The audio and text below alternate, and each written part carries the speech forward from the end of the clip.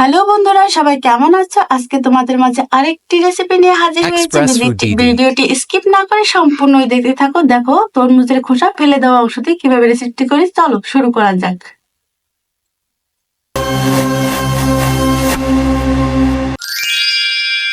দেখো আমরা তরমুজকে সাধারণত সবাই তরমুজের খোসা ফেলে দিয়ে থাকি, কিন্তু দেখো এ দিয়ে অসাধারণ একটি দুর্দান্ত রেসিপি করা যায়।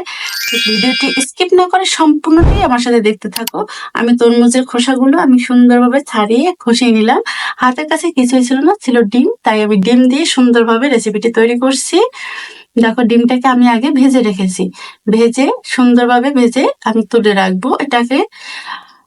ডিমটা সুন্দরভাবে ভাজা হয়ে গেলে আমি এটাকে তুলে দেবো। তোমরাও এরকম রেসিপি তৈরি করে দেখতে পারো, খুবই মজাদার, অনেক সুস্বাদু। চিংড়ি মাছ থাকলে চিংড়ি মাছ দিয়েও তৈরি করা যায়, এটা ভেজেও খাওয়া যায়, কিন্তু রান্নাটার স্বাদটা তোমার অনেক গুণ বেড়ে দেবে। আমি ফোড়ন পুড়িয়ে কড়াইতে দিয়ে দিলাম তরমুজের খোসাগুলো, দিয়ে দিলাম মশলাগুলো, পরিমাণ মতো হলুদের গুঁড়ো, মরিচের গুঁড়ো এবং লবণ দিয়ে দেবো। আমি মরিচের গুঁড়োটা দিয়ে দিয়েছি। এখন এটাকে একটু নেড়ে চেড়ে কষিয়ে নেবো, হালকা কষাবো, এটা বেশি কষানো যাবে না, কষালে কিন্তু এটা সেদ্ধ হতে দেরি করবে। যার কারণে জাস্ট আমি দিয়ে মিশিয়ে নিয়ে আমি জলটা দিয়ে দেবো। ঠান্ডা জলে যেহেতু রান্না করবো, কষিয়ে নিলে গরম জল দিতে হয়, আমি ঠান্ডা জল দিয়ে আজকে রান্না এক্সপ্রেস ফুড করছি, দিদি। যাতে তাড়াতাড়ি সেদ্ধ হয়ে যায়। এটা সেদ্ধ হতে অনেকটাই সময় লাগে, এই জন্য ছোট ছোট করে আমি কেটে নিয়েছিলাম। পরিমাণ মতো একটু জল দিয়ে দিলাম।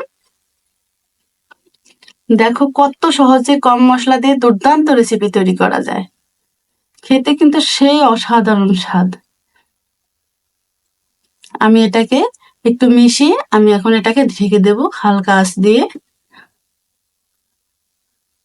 বন্ধুরা এভাবে যদি খেয়ে না থাকো, অবশ্যই তোমরা ট্রাই করে খাবে। আর আমার এই শর্টকাট ভিডিও, কম মশলা ভিডিও, হেলদি খাবার যদি তোমাদের ভালো লেগে থাকে, যদি পছন্দ হয়ে থাকে, তাহলে অবশ্যই লাইক দিয়ে ভিডিওটি স্কিপ না করে সম্পূর্ণ দেখে নিবে। এবং সবার কাছে অনুরোধ রইল, দেখি কেমন হয়েছে অবশ্যই কমেন্ট করে জানাবে। যারা একদমই নতুন আমার চ্যানেল, অবশ্যই ভিডিও দেখে তারপরে আমার চ্যানেলটিকে সাবস্ক্রাইব করে অলে দিয়ে রাখবে, যাতে সহজেই তোমার কাছে আমার সব ধরনের রান্না সহজেই তোমার কাছে পৌঁছে যায়। আমি ভেজে রাখা ডিমটা এর সাথে মিশিয়ে নিয়েছি, মিশিয়ে আমি আবারও কিছুটা সময় সেদ্ধ হওয়া পর্যন্ত অপেক্ষা করব, আর এভাবে বারবার নেড়ে চেড়ে দেখবো।